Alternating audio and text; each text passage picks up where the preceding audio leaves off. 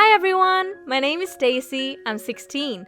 One thing happened to me that perhaps could not happen to anyone else. It was a miracle. I was 14 back then. I was crossing the road at a usual place at a zebra crossing. Apparently, the driver did not see me and I was hit by the car.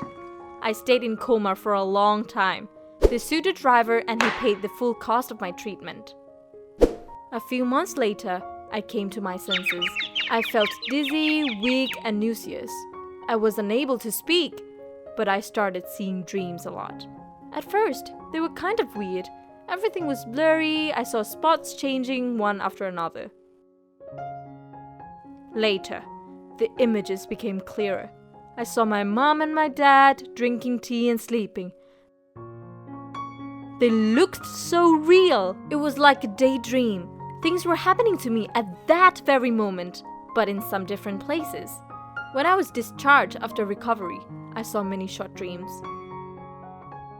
They were about the people I knew and our relationship, and these dreams turned out to be prophetic. I was pleasantly shocked. I saw my mother being hired, a bus picking up my dad and myself being scolded at school. I told my parents about this, but they didn't believe me. Of course, this was hard to believe, but what if it was true? I decided to prove them I wasn't lying. Every time I saw a dream, I tried to memorize it. At first, it didn't work out very well. I would forget the details and remember them only after my dream turned into reality. One might think that it was déjà vu, but I knew for sure that my dreams were about the near future. Gradually, I learned to memorize my dreams and told them to mom and dad. They did not believe me, thinking my predictions were coincidental or I was saying some obvious things. They began to take me more seriously when I called the color of the very first bus that would arrive at the bus stop, predicted that my mother would meet an old acquaintance, and some other things that were difficult to guess. After a while, they finally began to believe me. This seemed to be the consequence of the accident. We had no other explanation. We went to numerous doctors and did x-rays, which detected no brain damage. That was miraculous, and I liked it. It was fun. Despite the fact that I dreamed of reality and was able to memorize my dreams, I still couldn't make myself see the people and things I wanted to see in my dreams. Every night I fell asleep, thinking of some person, hoping I would see him in my dream, but it never happened. I saw random things I was worried about and I couldn't control it. Well, I wasn't all that powerful. Month passed after month, and I progressed with my short dreams. I began to see lives of the people I barely knew or didn't know at all.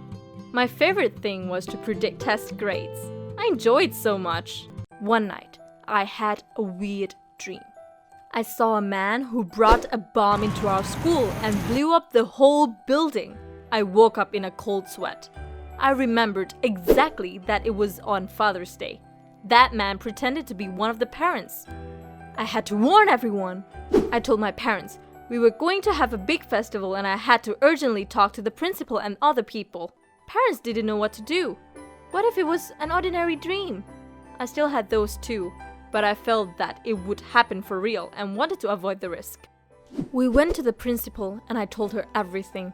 She grinned and asked for evidence. She was a real skeptic. She needed some proof. I understand how it looked to her.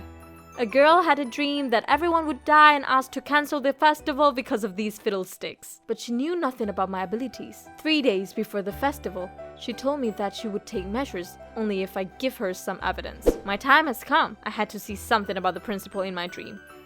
I went to bed, trying to concentrate. In my dream, I saw the clothes she was wearing, her travel to school, a teacher coming up to her, and herself dropping a pencil. This was the set I had. I rushed to school and told her everything. She was utterly surprised. And my parents told her some things too. She believed me with fits and starts. They rescheduled the festival but left the decorations to lure the criminal. The security service was on the alert, following my instructions. They caught a man who really had a bomb. He was sent to the police and we returned to our normal school life.